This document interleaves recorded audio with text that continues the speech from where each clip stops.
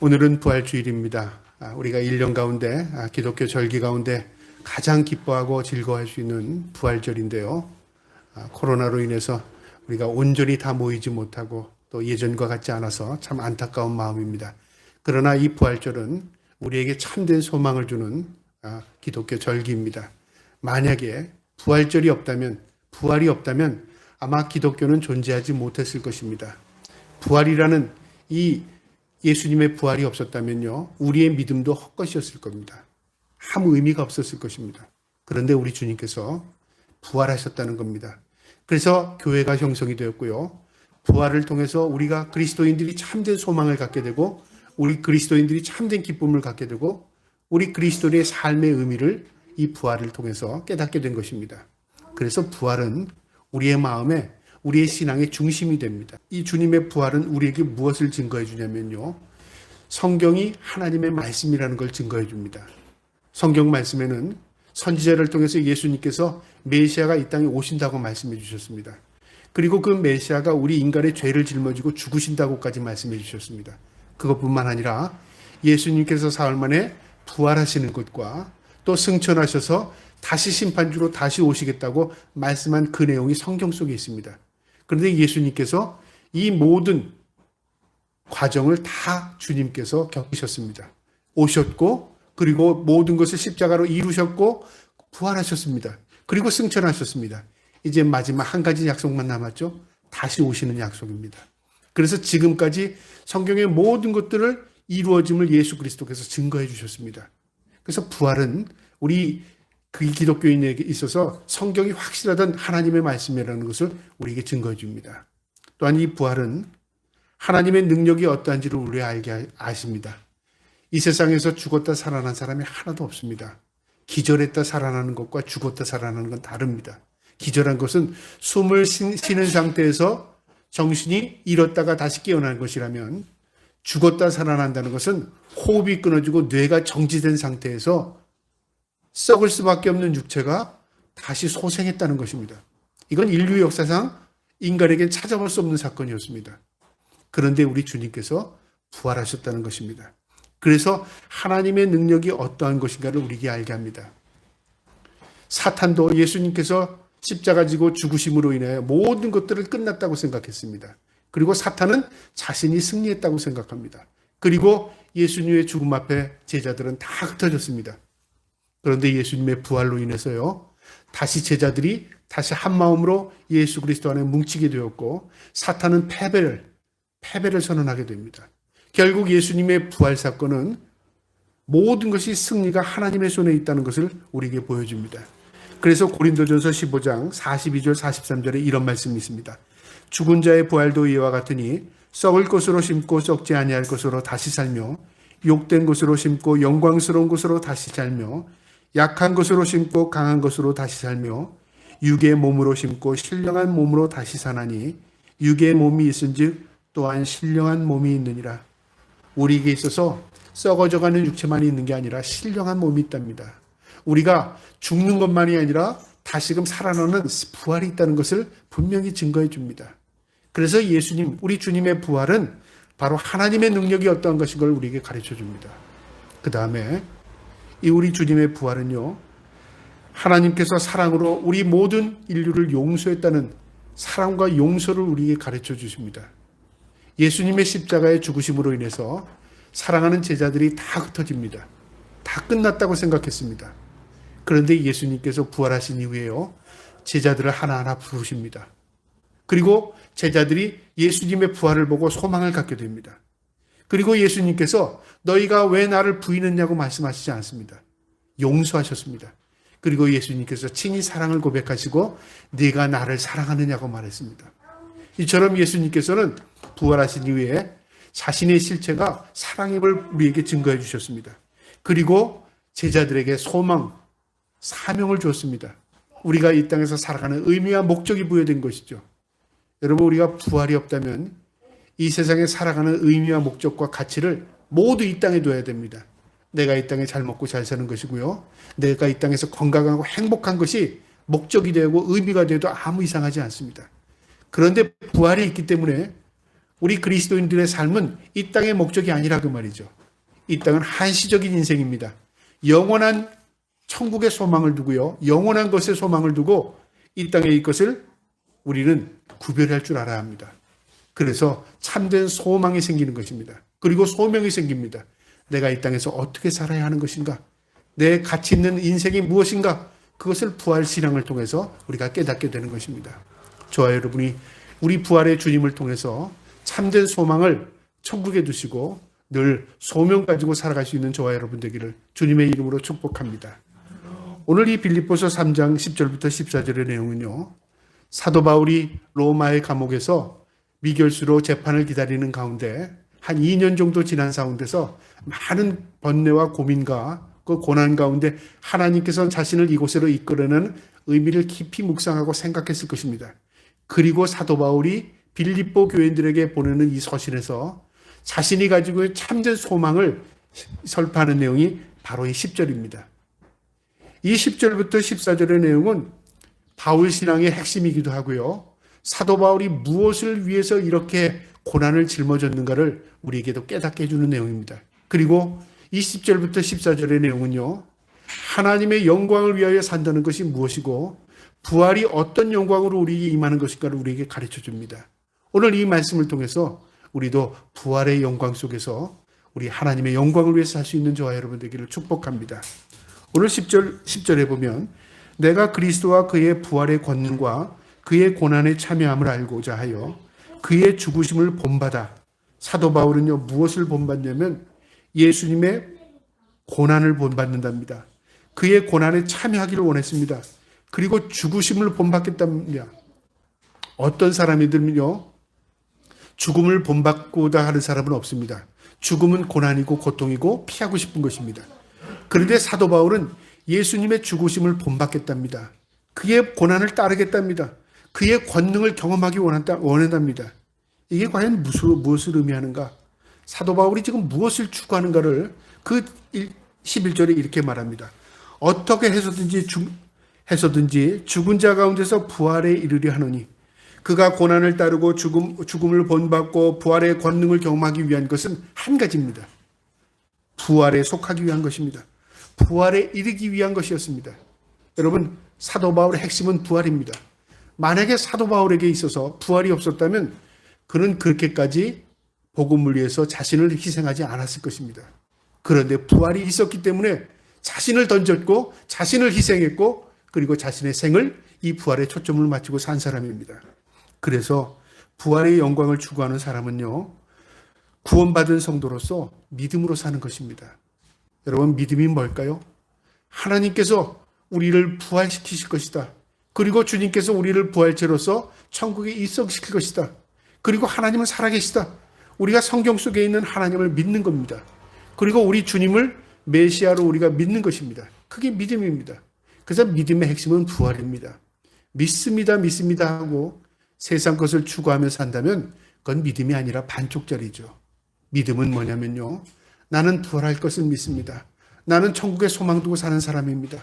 주님께서 우리의 모든 죄를 짊어지시고 죽으셨고 우리를 새로운 사람으로서 신령한 몸을 입혀 천국에 입성시킬 나는 믿습니다 하는 거죠. 그게 진정한 부활 소망을 가지고 사는 사람들입니다. 빌립보서 2장 12절에 보면 두렵고 떨림으로 너의 구원을 이르라. 고린도전서 9장 27절에 보면 내가 내 몸을 쳐 복종하게 함은 내가 남에게 전파한 후에 자신이 도리어 버림을 받을까 두려워함이라. 사도 바울은요 12절에는 이렇게 말합니다.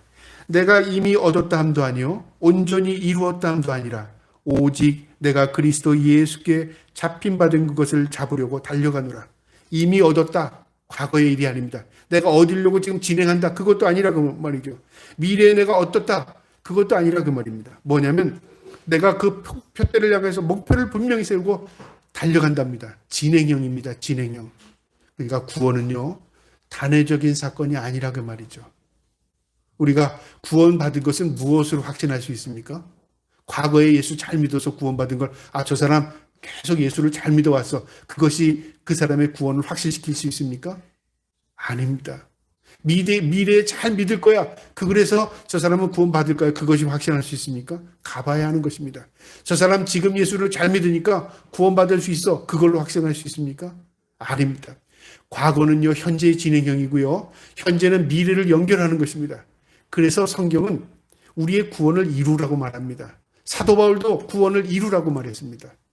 여러분, 이룬다는 게 뭘까요? 이루어 가는 겁니다. 오늘도 내일도 모레도 한 걸음 한 걸음 믿음의 길을 걸어가는 겁니다. 그게 온전히 믿음을 지키는 삶이고요. 그게 부활의 소망을 가지고 산 사람의 모습입니다. 디모데후서 4장 8절에 사도 바울은 이렇게 말합니다. 이제 후로는 나를 위하여 의의 면류관을 예비하였으므로 곧 의로운 재판장이 그날에 내게 주실 것이며 내게만 아니라 주의 나타나심을 사모하는 모든 자에게로니라.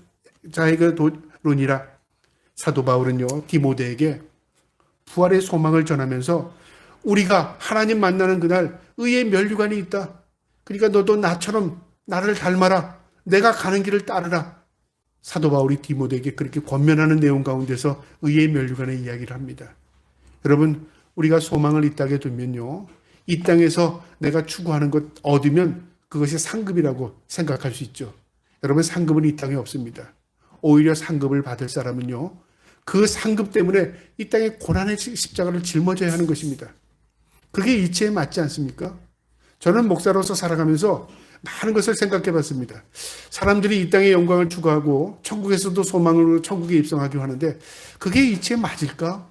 이 땅에서도 좋고 천국에서도 좋다. 누구나 다 그렇게 살고 싶습니다. 그런데요, 성경 말씀을 찾고 찾아도 그런 말씀이 없다 그 말입니다. 성경에 그래서 우리가 잘못 이해하는 게요, 아브라함이 부를 누렸다. 아브라함이 이 땅에서 행복했다. 여러분, 아브라함의 한 면만 봐서 그렇습니다. 아브라함의 인생은요, 하나님의 말씀을 의지하고 사는 인생이었습니다. 그가 믿음으로 간 길이 아니라 주님께서 믿음을 부어주시기 위해서 믿음의 길로 이끌어간 길이었습니다. 우리가 진정으로 천국의 소망을 두고 사는 사람이라면요, 주님께서 우리의 삶을 이끌어 가실 것입니다. 그리고 우리가 참된 부활의 소망을 두고 살 것입니다. 저와 여러분이 부활의 영광을 위하여 하나님께 소망을 두고 믿음으로 한 걸음 한 걸음 주님과 동행하는 삶을 살아갈 수 있기를 주님의 이름으로 축복합니다. 그 다음에 부활의 영광을 위해서 산다는 것은 뭐냐면 바로 온전한 믿음으로 산다. 다시 말하면 분명한 목표를 가지고 산다는 것입니다. 여러분, 오늘 사도 바울은 14절에 이렇게 말합니다. 목표를 향하여 그리스도 예수 안에, 표대를 향하여 그리스도 예수 안에서 하나님이 위에서 부르신 부름의 상을 위하여 달려가노라. 표대를 향하여 달려간답니다. 마치 마라톤 선수가 골인점을 향하여서 묵묵히 달려가는 것처럼 우리의 인생길이 마라톤과 같은 겁니다. 오늘 하루도 주저앉고 싶고 포기하고 싶지만 묵묵히 달려가는 겁니다. 골인점을 향하여. 왜 그렇습니까? 상급이 있답니다. 상이 그곳에 우리를 위해 준비하고 있기 때문에 그렇습니다. 그래서 분명한 신앙을 가지고 사는 사람은요, 목표가 분명합니다. 어떤 목표를 가지고 있어요? 이 땅에 내가 무엇을 이루는 목표요? 그게 아닙니다. 우리의 분명한 목표는요, 바로 사명입니다. 분명한 사명을 위해 사는 사람들입니다. 그게 우리의 목표가 되는 것입니다. 세상에 많은 사람들이요, 목표를 얘기해 보려면 이 땅의 것을 다 이야기해요. 이 땅의 것이 잘못됐다 그게 아니라 이 땅의 것이 우리에게 진정한 영광을 가져다 주지 않는 것이라 그 말입니다. 영광은 우리에게 속해 있지 않고 하나님께 속해 있습니다. 영광을 추구하는 사람은 하나님이 기뻐하는 것을 추구하며 사는 것입니다. 그래서 요한일서 5장 4절에 무릇 하나님께로부터 난 자마다 세상을 이기느니라. 세상을 이기는 승리는 이것이니 우리의 믿음이니라. 디모데전서 4장 15절은요. 이 모든 일에 전심전력하여 너희의 성숙함을 모든 사람에게 나타내라. 여러분, 우리의 신앙, 우리의 믿음을 통해서 분명한 표대를 향하는 것입니다. 믿음을 벗어난 표대는 없습니다. 믿음을 저버리고 우리가 온전한 길로 갈 수 없습니다. 믿음의 길은요, 한 걸음 한 걸음입니다. 그리고 주님과 동행하는 것입니다. 그리고 주님이 원하는 삶을 사는 것입니다. 그래서 믿음으로 사는 사람의 모두에게는 예외 없이 사명이라는 게 있습니다. 그 사명을 발견한 사람은 소명을 가진 것이고요. 사명이 있으나 사명을 발견하지 못한 사람은 헤매고 사는 것입니다. 저와 여러분이 하나님이 주신 그 소명, 하나님이 우리에게 주신 그 사명을 감당하며 살 수 있기를 주님의 이름으로 축복합니다. 그 다음에 부활의 영광을 추구하는 사람은요, 하나님께서 주신 상을 바라본답니다. 마지막 절에 상을 위하여 달려간답니다. 사도 바울이 이 상을 생각하지 않았다면요, 그는 아마 이 땅의 영광을 추구하며 사는 것도 괜찮다고 생각했을 것입니다. 상이 없는데요, 뭐. 천국에 가면 다 똑같다. 그렇다면 이 땅에서 대충 살다가 천국 가면 되지. 물론 그렇게 생각하는 않았겠지만 우리 보통 일반적인 생각으로 그렇게 생각하지 않겠어요? 다 똑같아. 거기 들어가면 다 똑같아. 너나 나나 다 똑같아. 만약에 그런 입장이라면 하나님은 공평하다고 우리가 말할 수 없을 것입니다. 사도 바울은 그 상을 위해서 달려간답니다. 내가 많이 받고 싶어서 그게 아니라 그 말이죠. 하나님 앞에 서는 날 칭찬받고 싶어서 그 말입니다. 칭찬이 있으면 위로가 있잖아요. 그래서 천국은 위로하는 하나님의 위로의 백성들이 모여 있는 곳입니다. 다 위로가 됩니다. 하나님 나 이 땅에서 이렇게 살았어요. 그래 내가 그러니까 너를 천국에 입성시켰지. 하나님 난 세상에서 이렇게 고난 가운데 있었습니다. 그러니까 네 천국에서 네가 상급이 있지. 하나님의 위로가 그 땅에 있다 그 말이죠. 천국은. 그곳은 부활한 성도들만이 들어갈 수 있는 곳입니다. 그래서 우리가 진정으로 예수를 믿는 것, 우리가 부활의 소망을 두고 산다는 것은 하나님의 위로 상급이 있다는 것을 우리가 바라보는 것입니다. 고린도전서 9장 24절에 사도 바울이 이렇게 말합니다. 운동장에서 다름질하는 자들이 다 달릴지라도 오직 상을 받은 사람은 한 사람인 줄을 너희가 알지 못하느냐. 너희도 상을 받도록 이와 같이 다름질하라. 여러분 다 달렸는데 상 받는 사람이 하나랍니다. 고대 올림픽에 나가면 마라톤이라는 경기에 월계관을 쓰는 사람은 한 사람이었습니다. 1등만 씁니다. 그처럼 이 땅에서 우리가 힘써 살고 우리가 하나님의 뜻대로 살고 고난을 짊어지고 살 때에 천국 가면 하나님이 주시는 의의 면류관이 있다 그 말이죠. 그러니까 열심히 달려라 그 말이죠. 믿음으로 살아라 그 말이죠. 왜 이런 말씀을 했을까요? 모두 얻을 수 없기 때문에 그렇습니다. 모두 믿음으로 살지 않기 때문에 그렇습니다. 그래서 주님이 오실 날이 가까이 오면 올수록요, 세상 사람들에게 믿음을 볼 수 있는 사람이 점점 적어진답니다. 우리가 인정하든 인정하지 않든 하나님께서 우리에게 믿음을 보시기 원하는데 믿음을 볼 수 있는 사람들이 적어지는 거예요. 소돔과 고모라 성이 무너진 게 무엇 때문에 무너졌습니까? 악한 사람이 많아서 무너졌습니까? 아닙니다. 의인 10명이 없었어요. 의인이 없었어요. 하나님은 의인을 보십니다. 하나님은 믿음을 보십니다. 하나님은 하나님이 찾는 한 사람 한 사람을 보고 계신다 그 말이죠. 저와 여러분이 부활의 소망을 둔 사람으로서 하나님이 찾는 한 사람이 될 수 있기를 주님의 이름으로 축복합니다. 디모데후서 4장 8절엔 또 이런 말씀이 있습니다. 이제후로는 나를 위하여 의의 면류관을 예비하였으므로 주 곧 의로운 재판장이 그날에 내게 주실 것이며 내게만 아니라 주의 나타나심을 사모하는 모든 자에게로라. 의의 면류관을 사도 바울은 나에게 주실 줄 나는 믿는다. 그러니까 열심히 달려가죠. 그것뿐만 아니라 사모하는 모든 자에게 주신답니다. 면류관 숫자가 작아서 너만 받아가 아니라 그 말이죠. 사모하는 자, 열심히 산 자, 주님과 동행한 사람, 하나님이 나처럼 다 주실 줄 믿는다 그 말이죠. 얼마나 확신에 차 있습니까? 저와 여러분이 이 의의 면류관, 이 참된 주님이 주시는 그 승리의 면류관을 얻을 수 있기를 주님의 이름으로 축복합니다. 마지막으로요, 우리가 오늘 이 말씀을 보면 믿음으로 산다는 게 무엇인가를 우리에게 분명히 가르쳐 줍니다. 12절에 내가 이미 얻었다 함도 아니요 온전히 이루었다 함도 아니라 오직 내가 그리스도 예수께 잡힌 바 된 것을 잡으려고 달려가노라.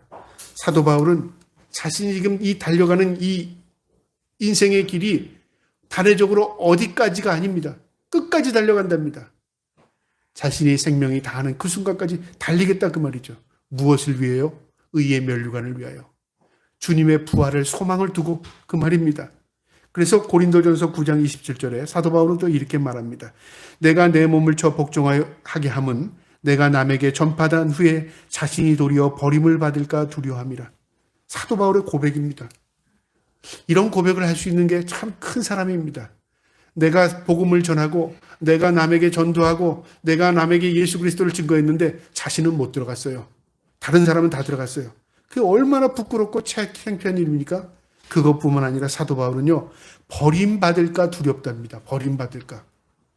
자신이 다른 사람은 천국으로 보내고 자신은 그 천국에 들어가지 못할까 두렵다 그 말이죠. 그래서 어떻게 해야 된다고요?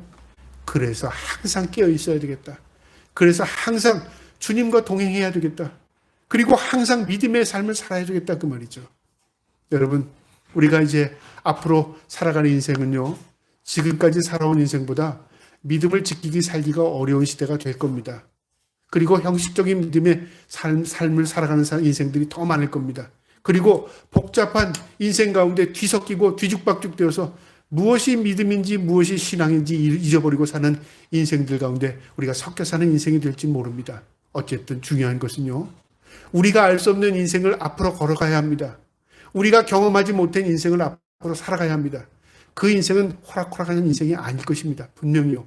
그러나 분명한 것은요, 그 가운데서도 주님이 우리와 함께 하십니다. 그래서 두려워하지 말라. 내가 너와 함께 하겠다고 말씀하십니다. 이 말씀을 믿고 소망을 주님께 두고 늘 믿음의 한 걸음 한 걸음을 걸어갈 수 있는 저와 여러분 되길 바랍니다. 세상이 어떠하든 나는 믿음으로 살겠다. 세상이 어떠하든 나는 소망을 하늘에 두겠다. 세상 사람들이 그 부활을 믿지 않던 나는 부활의 소망을 두고 살겠다. 항상 내 마음속에 주님과 동행하는 삶을 살며 부활의 소망을 두고 천국을 바라보며 살아갈 수 있는 우리 모든 성도들 다 될 수 있기를 주님의 이름으로 축복합니다. 아멘.